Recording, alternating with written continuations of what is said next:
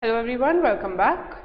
So we're going to be starting out with the second half of your criminal law chapter, that is your offences against property. Offences against property, as you can see in the flowchart before you, are specific offences which can take place against property as well as against persons.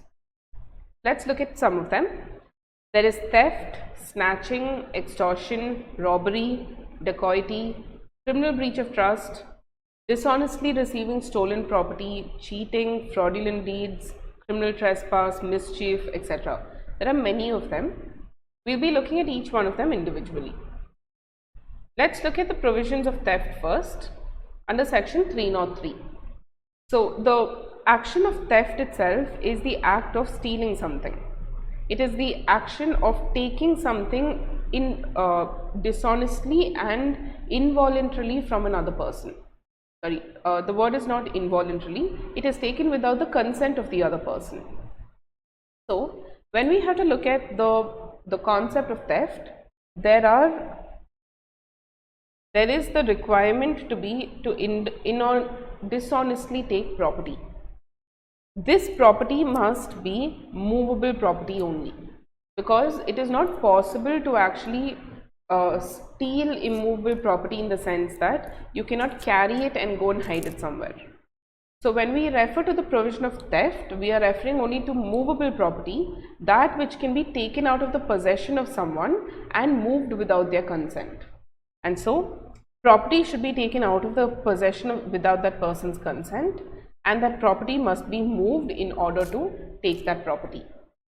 So theft refers to movable property being dishonestly taken out of the possession of a person without their consent, and doing so by moving that property to a different location. Now the concept of theft is very simple. There are few explanations below it which also amount to theft. Let's say, for example, that there is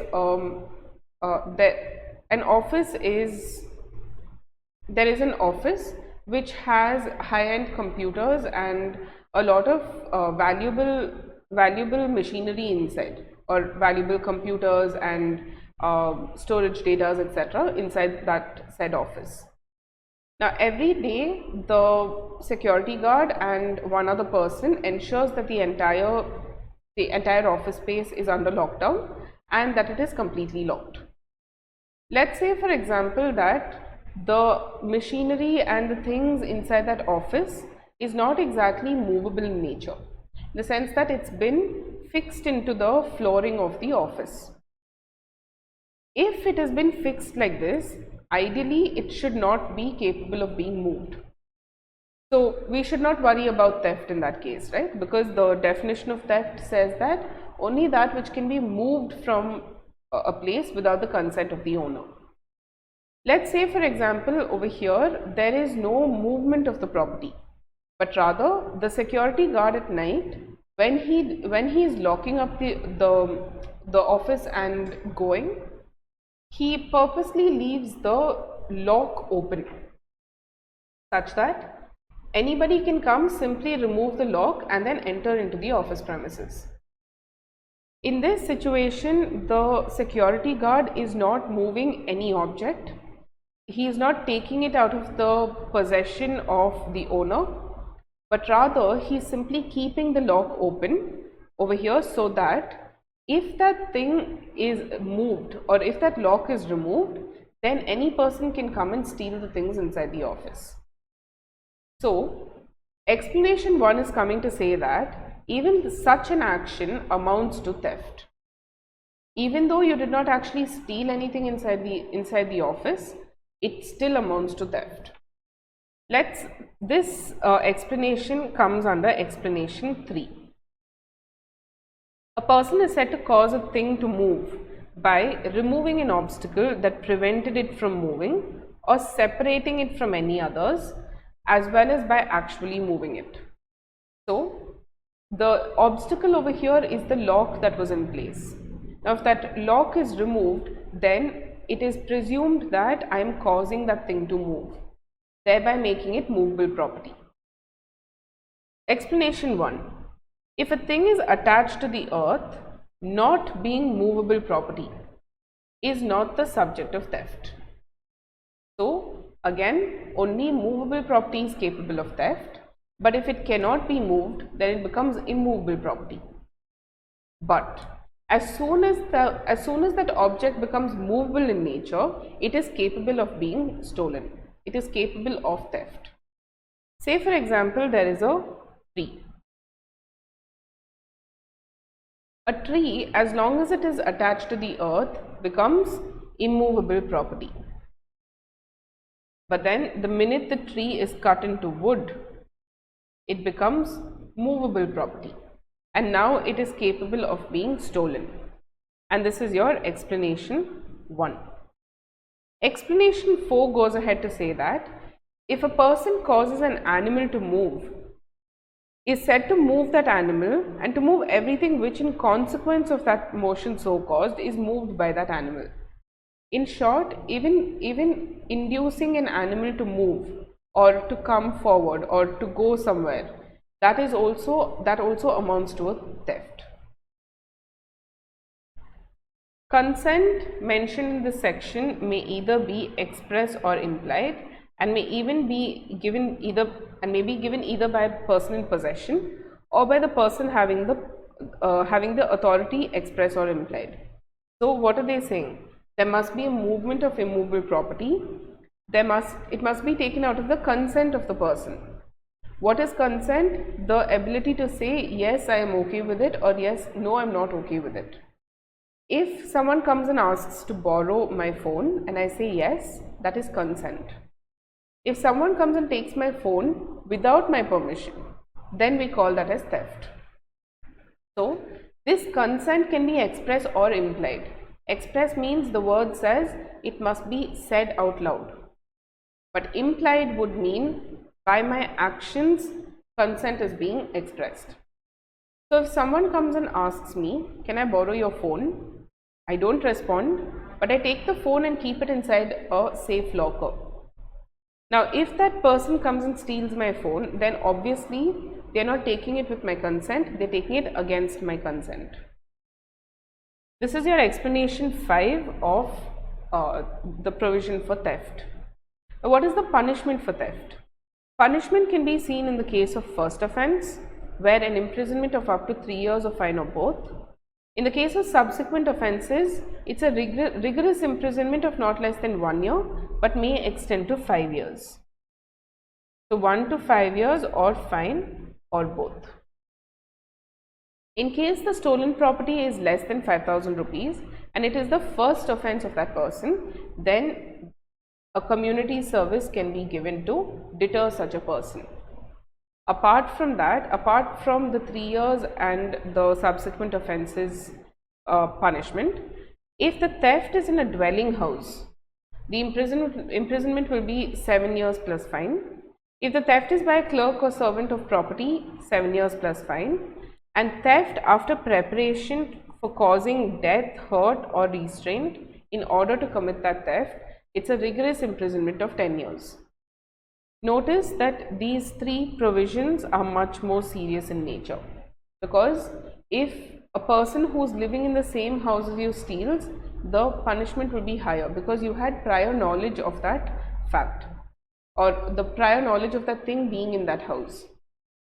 Rigorous imprisonment of 10 years is for those people who commit theft and also cause harm, death, restraint, etc. in order to commit the theft is 10 years plus fine.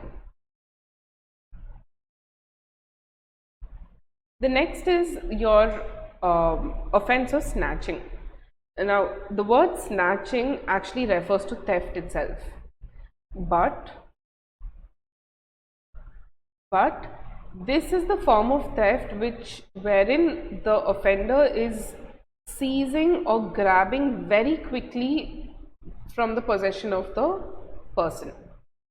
Now theft is also an activity whereby you go take a movable property away from the possession of the person without their consent. Snatching is also the same thing, but snatching is just happening in a much faster method. You all have all heard of offences of chain snatching. People who are walking on the road, suddenly, like maybe two people on a two-wheeler come forward, quickly grab the chain and just yank it away. Okay, that is known as snatching, and the punishment for that is 3 years imprisonment plus also fine. The next offense that we're looking at is the offense of extortion. What is extortion? Extortion involves a certain element of blackmail. Okay, so there should be an intention to put that person in some kind of fear or injury. This is what blackmail is, right? You're putting them in fear of something that may happen in the future.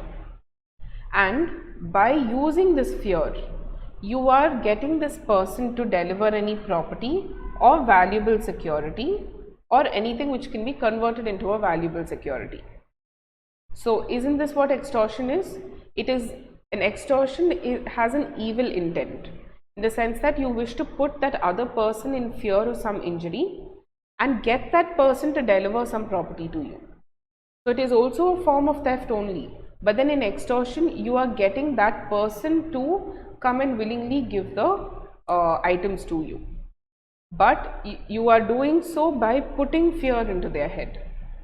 So any person who commits extortion is punishable with an imprisonment of up to 7 years or fine or both. Putting person in fear of injury in order to commit extortion, imprisonment of up to 2 years. If you put a person in fear of death, then again imprisonment goes up to 7 years plus fine. If it is death or grievous hurt in order to commit extortion, it can even go up to 10 years, or even a threat of an accusation of death or imprisonment for life is again 10 years. Putting a person in fear of accusation of an offense in order to commit extortion is also 10 years. So let's look at the case law.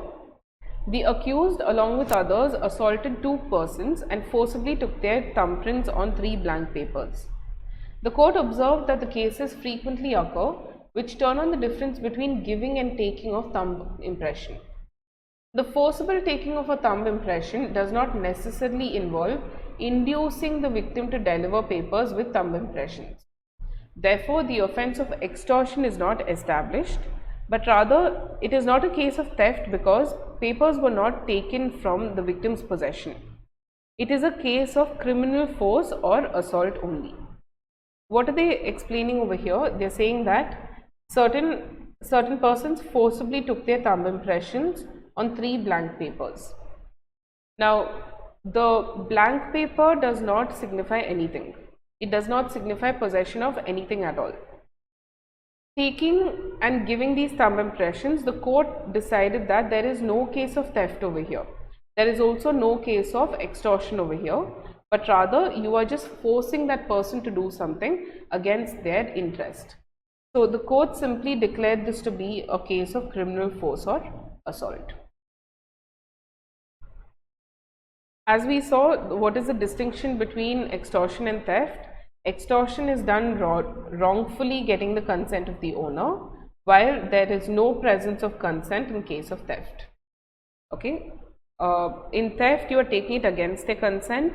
In extortion, you are forcing them to come in, give that property to you. Both movable and immovable property can be subject of extortion, whereas only movable property is the basis of theft.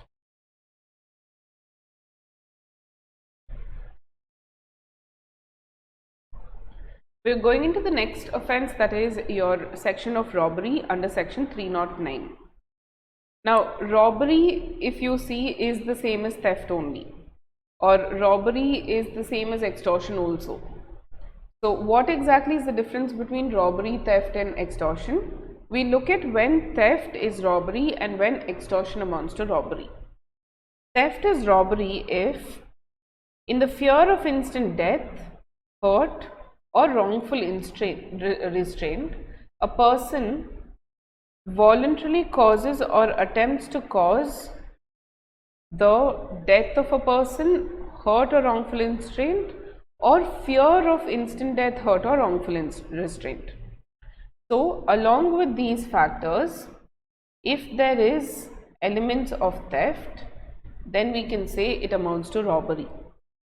So while theft is a minimum requirement, that is, some movable property has been transferred from the possession of the owner without his consent. But if it was done so with voluntarily causing death, hurt or wrongful restraint or the fear of the same, then we can say that theft amounts to robbery.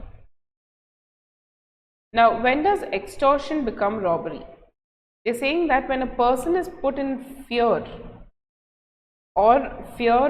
of instant death, instant hurt or wrongful restraint, and by putting such a fear induces that person to deliver the thing so extorted. So yes, extortion is a case of already getting that person to involuntarily come and hand over the goods to you.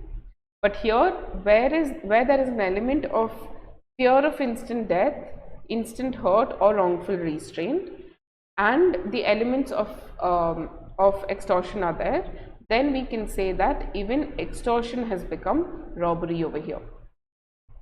Now, the offender is said to be present if he is sufficiently near to put the other person in fear of death, hurt or wrongful restraint. Now, punishment for robbery and punishment for attempt of robbery is given. Under section 309, they are saying that the punishment for robbery can extend up to 10 years of rigorous imprisonment and fine. But if it was committed in the highway between sunset and sunrise, it can attract an imprisonment of 14 years. And the punishment for robbery is again given, wherein they are saying that the imprisonment can be up to 7 years plus fine.